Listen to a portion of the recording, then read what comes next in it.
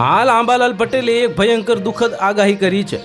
જાણીતા હવામાન નિષ્ણાત અંબાલાલ પટેલે હોળીની જ્વાળાનું જે અવલોકન કરીને આગામી સમય માટે મોટી આગાહીઓ કરી છે। તેમના મતે આવનારું ચોમાસું નબળું રહેવાની શક્યતા છે, જે ખેડૂતો અને સામાન્ય નાગરિકો માટે ચિંતાજનક સમાચાર છે। અંબાલાલ પટેલે જે જણાવ્યું હતું કે આગામી ચોમાસું 8 થી 10 આની રહેશે, જે સામાન્ય કરતાં ઓછું ગણી શકાય।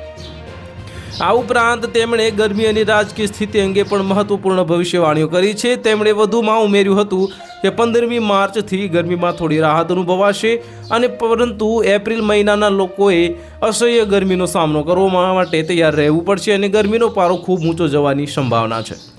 ચોમાસા વિશે વાત કરતા અંબાલાલ પટેલે જણાવ્યું છે કે મહિનામાં વાવાઝોડાની શક્યતા રહેલી છે, જે ચોમાસાની શરૂઆતને અસર કરી શકે। એટલું જ નહીં, ચોમાસા દરમિયાન વારંવાર લો પ્રેશર ઉદ્ભવશે, જેના કારણે વરસાદની અનિયમિતતા જોવા મળી શકે છે।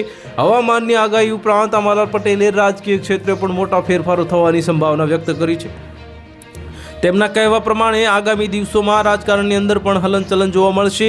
હોળીના મુહૂર્ત પ્રમાણે રાજકીય પરિસ્થિતિમાં વળાંક આવશે, જે દેશના રાજકારણમાં નવા સમીકરણો ઊભા કરી શકે છે। જે અંબાલાલ પટેલની આ આગાહીઓ ગુજરાત અને દેશના હવામાન અને રાજકારણ પર મોટી અસર પાડી શકે છે। ખેડૂતો અને સામાન્ય જનતાઓ આ આગાહીઓને ધ્યાનમાં રાખીને આગામી સમય માટે તૈયારી કરવી જરૂરી છે।